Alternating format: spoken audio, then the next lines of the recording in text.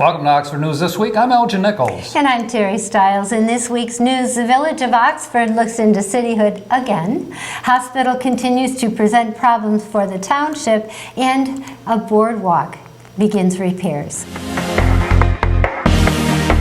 Armour Lake Road, west of Metamora Road, is open to traffic again after being closed due to water covering the road. Workers from Oakland County Road Commission built up the stretch of road by nearly 5 inches in hopes to avoid consistent water accumulation. Going forward, township officials along with RCOC and the levy will work together to determine the cause of the flooding and formulate a long-term solution and implementation of it. A lawsuit against the state of Michigan filed in November of 2019 by Southfield-based Beaumont Health was dismissed in court claims last month. According to Beaumont, the Michigan Department of Health and Human Services initially expressed a need for the facility in northern Oakland County due to a bed shortage in the area. However, they then denied Beaumont's application to move forward with a facility in Oxford, stating the population did not justify building the proposed complex. Beaumont is required to receive a certificate of need from the state of Michigan to build the facility, so this is an ongoing process. In the meantime, the medical group has filed an administrative appeal to MDHHS to reverse their ruling, and the appeal remains pending. Oxford Village President Joe Frost says he wants to make it very clear the village is not becoming a city, but he would like to explore what it may take and what it may look like. Frost recently attended a workshop on transitioning from a village to a city, but put on by the Michigan Municipal League and Nonpartisan Association, which provides training and resources for elected officials and local governments across the state. Incorporating to a city would require village to completely rewrite the charter, which Frost feels needs updating. But first, he wants to look into all the pros and cons with a comprehensive cost-benefit analysis.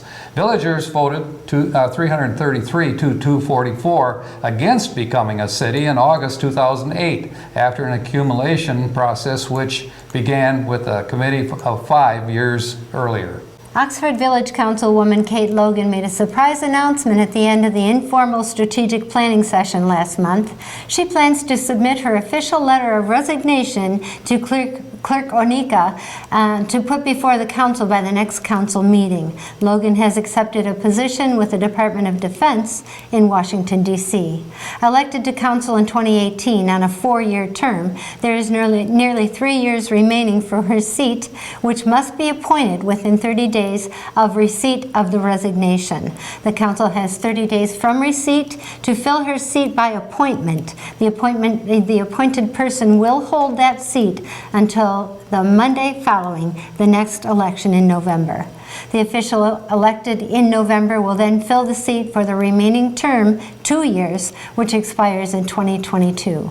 Residents interested in applying for the seat must be 21 years or older, a resident of the village for no less than 6 months, and a registered voter in the jurisdiction.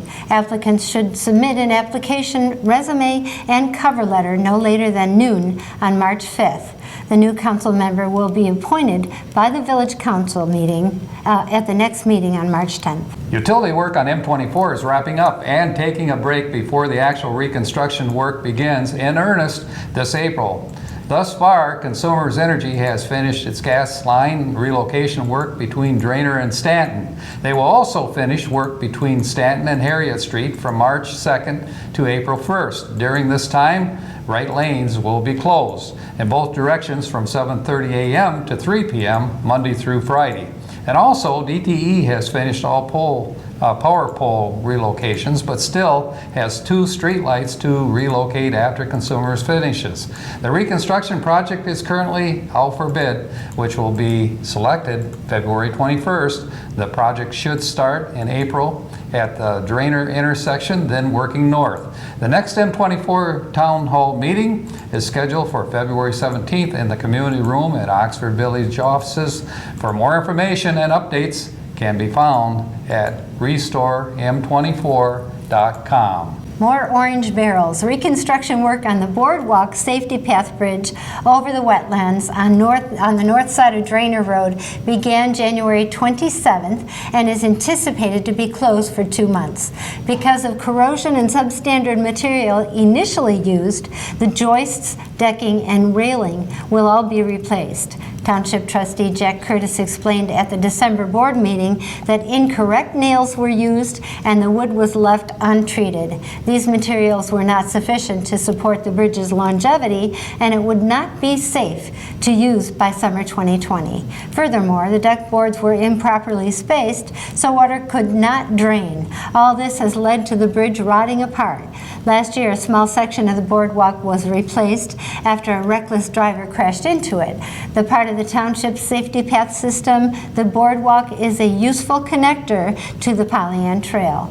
The Oxford Township Board of Trustees voted 7-0 to approve the $175,000 project at its December 2019 board meeting. Congratulations to Oxford Township's Parks and Recreation Director Ron Davis, who received the prestigious Fellowship Award from M Parks on January 30th during the state's organization's annual conference and trade show in Novi.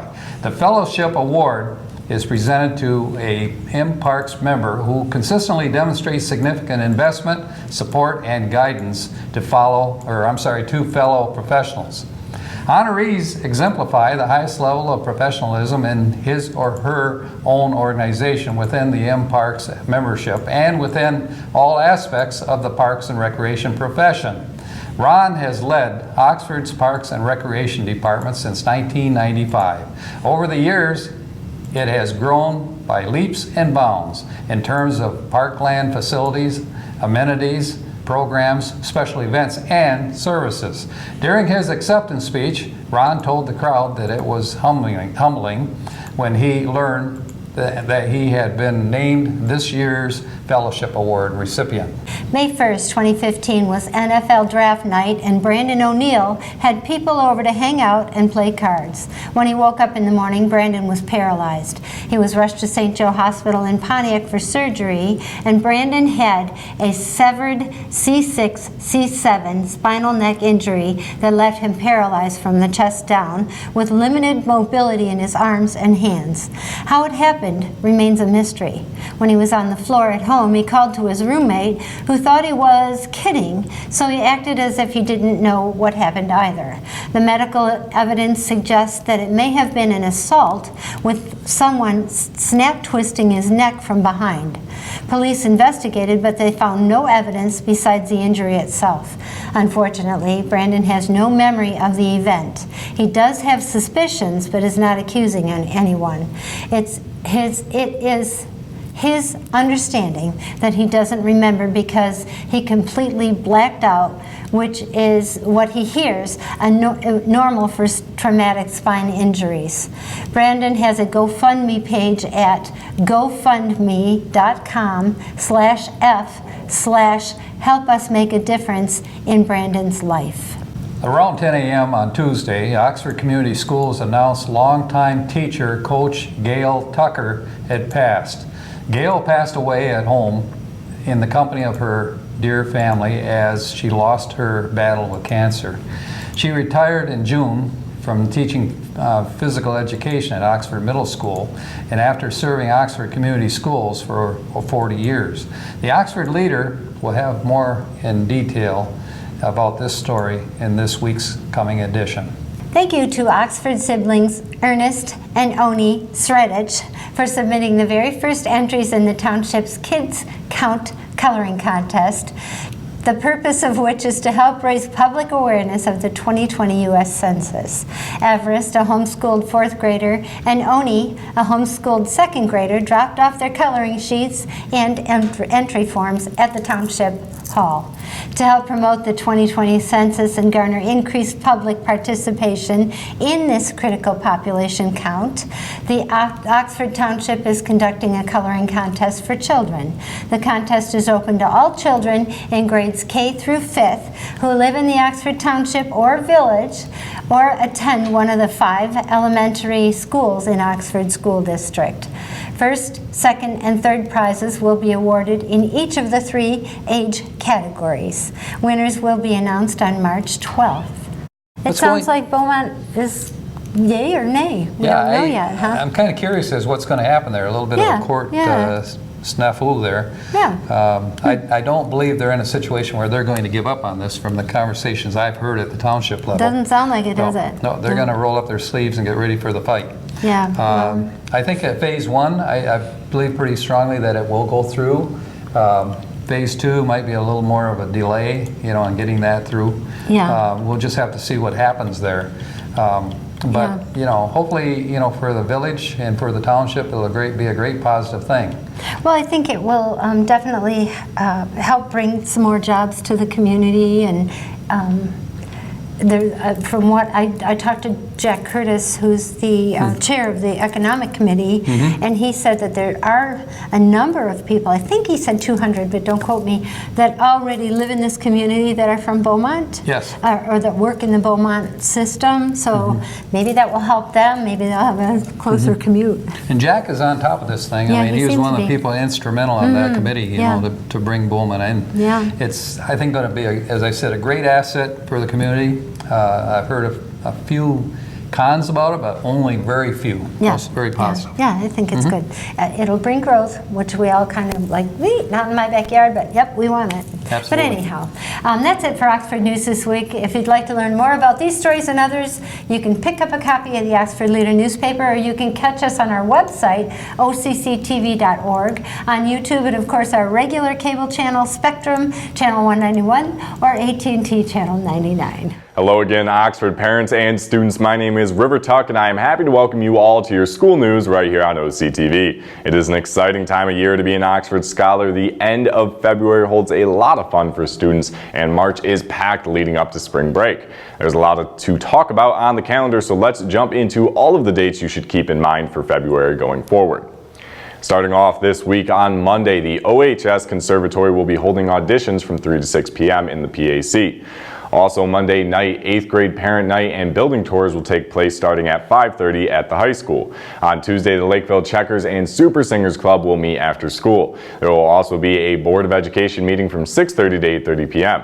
The Clear Lake and Oxford Elementary choirs will be performing from 6:30 to 8:30. On Wednesday, the Leonard PTO will meet from 9:30 to 10:30 a.m. OSEC will hold an informational meeting in the OHS Media Center from 9:30 to 10:30 a.m. as well. The Lakeville Green team will meet after school Wednesday. They have been up to some exciting stuff. At their last meeting, the Green team took a tour of new Oxford School District electric buses. Operators taught the Green team about the buses and the new technology. Also on Wednesday, Lakeville PSC will meet from 4 to 5 p.m. Later that night, Oxford will be in for a treat with the Mr. Oxford competition in the PAC from 7 to 9 p.m. Shifting gears, on Thursday, OMS PTO will meet from 9:15 to 10:15 a.m. Also that day, Lakeville leadership will meet after school. A OSEC informational meeting will be held on Thursday from 6:30 to 7:30 in the OHS Media Center. On Friday, the 14th, DA Lakeville and OES will have early release schedules. Also that day, Lakeville will hold their Kids Heart Challenge, and of course, OMS will have a Valentine's themed Spirit Day. That's all the dates from the calendar for this week, but there's still more news in the air. This month of February, get out and do something nice for your neighbor. Oxford is an extraordinary place for charity and community. Our students love to volunteer, and our parents love to go the extra mile to inspire them to do so. Let's keep that going this February by recognizing February as the Cool to Be Kind month.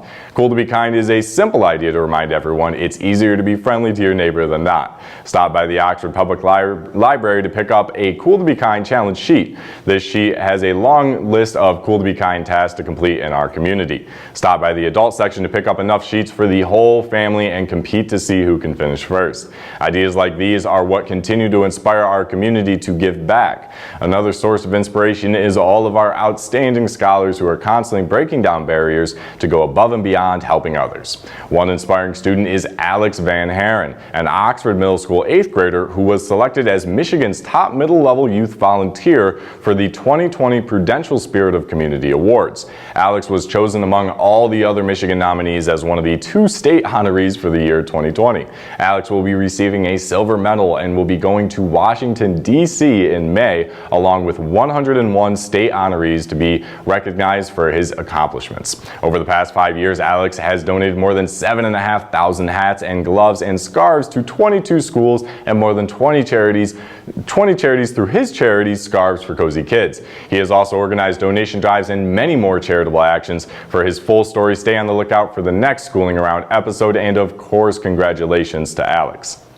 This Valentine's Day, if our Oxford parents have little ones at home but want to go out, they can look to our friends at Splash Zone, who will be hosting a parents' night out for children 3 years old and up. For more information, visit the Splash Zone Facebook or call them at 248-572-4313. Our local Cubs were featured on the last Schooling Around, but they have at least one more big date this month. February 23rd, our Pack 366 will host their Hometown Heroes event. For more information, visit their website at oxford366.mypack.us. In case you missed the coverage of Pack 366 Pinewood Derby on the last Schooling Around, here's a short clip of it now for you to enjoy.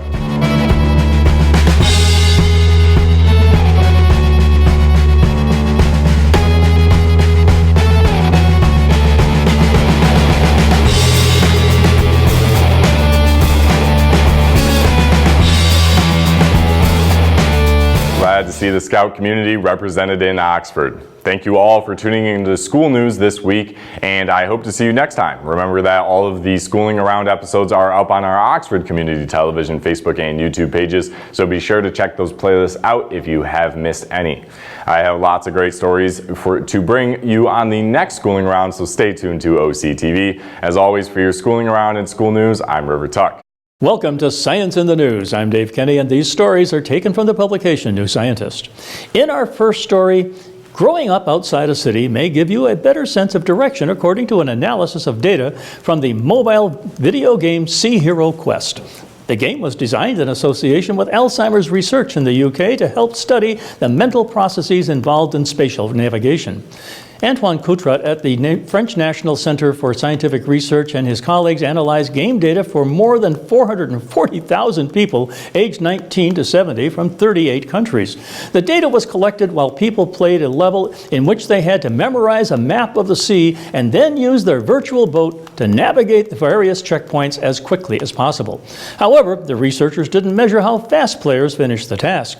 They instead measured the trajectory of each participant's path. The more erratic someone's trajectory to and from the checkpoints, the worse the researchers defined that player's navigational skill. Previous studies carried out by the group have found a strong correlation between this measure and a participant's real-life navigational abilities. The team corrected for video game ability. The team also asked players their age, gender, level of education, and where they grew up. Coutrat found that in every country, those who grew up in cities scored worse in navigation than their country's other inhabitants. The effect was true for all genders, ages, and levels of education. This effect was larger in some countries than others. For example, the difference in navigation ability between city dwellers and country dwellers was 6 times worse in the US than Romania. The researchers hypothesized that one of the reasons for these differences may partly be due to how the country's respective cities are organized. Using open source data, the team looked at the organization of street networks in the 10 most populous cities in each country, analyzing how grid-like each country's cities are on average. Cities in the US were found to be far more grid-like than those in Romania, for example. The researchers found that in general, the more grid-like the city a person grew up in, the worse their ability to navigate in comparison to their fellow citizens. This difference in ability may be due to the different ways people travel in those environments, says Coutrat. When you go from one point to another in a city like Chicago, there's a good chance you take a train or a bus. This way of transportation is very passive. The streets are also very organized, so you don't have to memorize them and the routes you have to follow, says Coutrat. There are plenty of other factors that affect one's ability to navigate that still need to be investigated to figure out why growing up in less grid-like cities results in better navigational abilities, says Aidan Horner at the University of York in the UK. Coutrat says this analysis didn't take into account the effects of urban or rural environments a person might move to as they leave their birthplace, but he plans to study this in the future. And out in space, Pluto's atmosphere is spinning backwards because of a strange heartbeat. Nitrogen ice moving around its surface drive winds that blow in the opposite direction to the frigid world's spin. When NASA's New Horizons spacecraft flew past Pluto in 2015, it spotted an enormous bright heart shape in the surface. One lobe of the heart is a deep basin called Sputnik Planitia, which is filled with nitrogen ice. When the sun rises over Sputnik Planitia, the ice heats up and some of it turns into gas floating up into the atmosphere. At night, it cools down and settles back into the basin as ice again. Tanguy Bertrand at the NASA's Ames Research Center in California and his colleagues used a weather forecast simulation to determine how this cycle would affect the circulation of Pluto's atmosphere. Every day you have what we call a heartbeat, says Bertrand. You release nitrogen into the atmosphere and condense it back onto the surface. It's like a pumping blood into the body. They found that this cycle causes nitrogen winds that blow westward around Pluto. They are the strongest at the western edge of Sputnik Planitia, where they appear to create dark streaks as they rush out of the basin. The westerly winds cause the atmosphere to rotate in the opposite direction to the dwarf planet, which spins towards the east. This isn't confirmed to happen anywhere else in the solar system. Pluto's atmosphere gives us a new laboratory to explore how atmospheres behave in general, says Bertrand. It's surprisingly different from the other atmospheres we know, he says. Well, that's it for this edition of Science in the News. I'm Dave Kenny. Stay tuned to Oxford Community Television. How's it going, Wildcat fans? Cody Wright back here for this week's Sports Report. Let's take a look at this week. Let's kick it off with boys basketball. The varsity club tipped their record over 500 once again, and now that's a 7-6 overall record. This was taking on Groves here at home on Tuesday night. The Townsend brothers looked good. Mason Mulholland stood out with quite a few points. Ethan Robinson was huge for us under the net. Trey did lead the team in points just under 20. Palmer Speck and Pedro Botín continued to develop and really find their role on this team. And that's just to name a few. The JV and freshman clubs both did fall short, though. They struggled a bit. But on another note, the girls varsity cheer team has won the last 3 of their 4 competitions and have earned first place finishes during the home invitational. Head coach Elena Weber says they are now focusing on the timing of the skills in round 2, as well as performing a clean round 3. This year, Oxford hosts the second of 3 OAA league meets. Also, the bowling program, both boys and girls continue to dominate. The boys 8-1 overall, 3-0 in the OAA Red Division. The girls 7-1 overall and 3-0 in the OAA as well. The Cats took on Avondale, a program in its really early stages, and like we'd expect, we took it to them. The boys won 29-1. That was led by Luke Acton's high-scoring game of 238 and 236. The girls took the win as well, 28-2, led by Lily Booth with a high-scoring game of 189. Both clubs also competed in the Bowl Swami, one of the state's oldest and toughest events. This was at Imperial Lanes in Sterling Heights. The girls qualifying, however, their road ending in the first round. The boys, on the other hand, made it all the way to the Final Four and ended up finishing in the number 4 spot.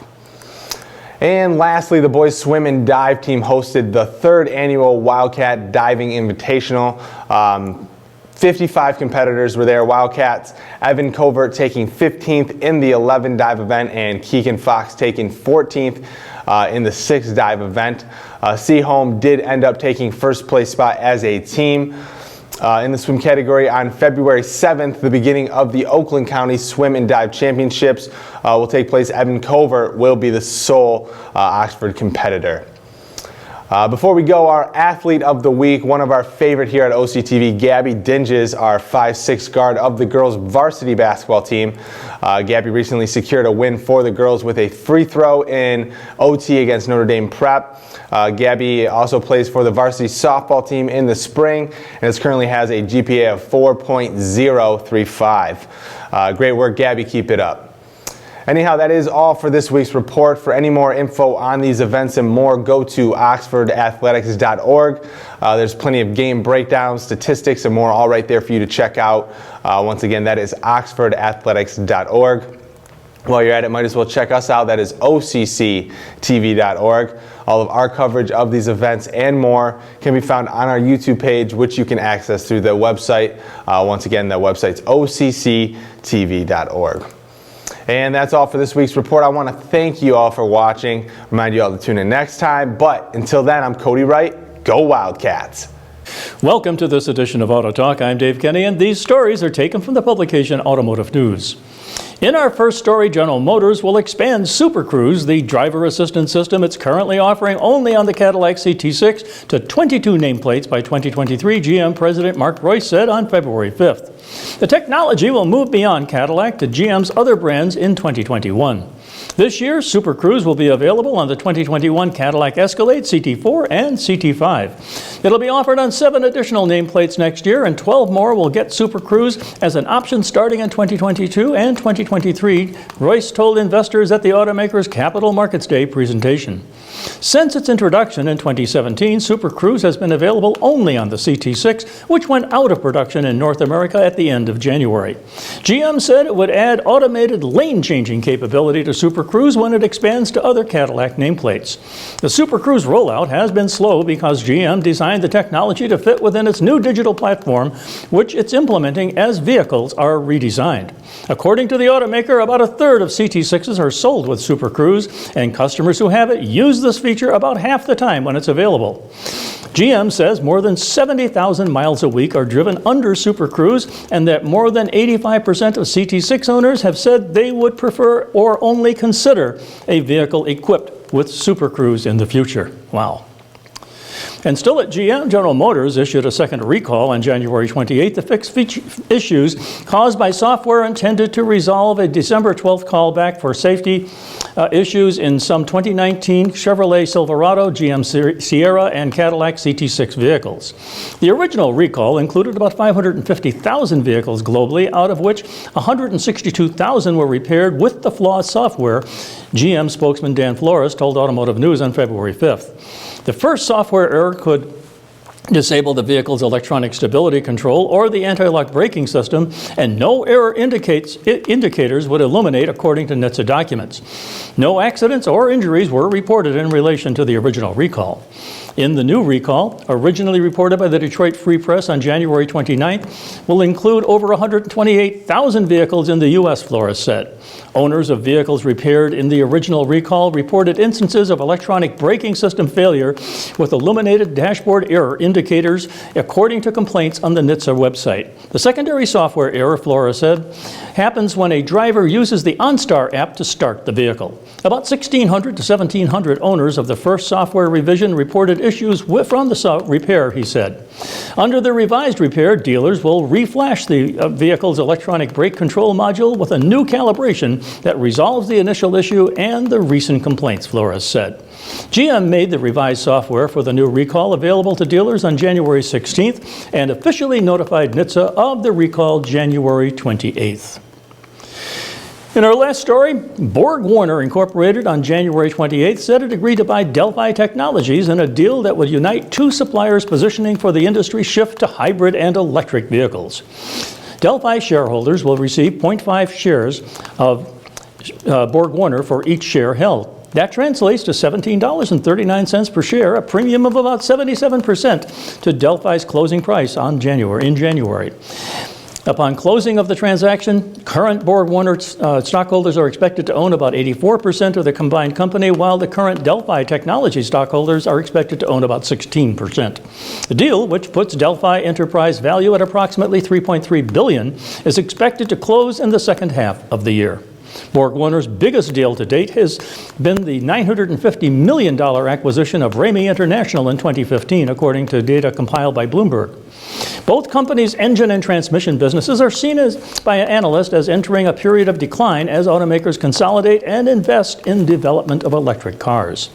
They have been investing in products automakers will need for hybrid models that run using both gasoline engines and battery power, as well as full electric vehicles.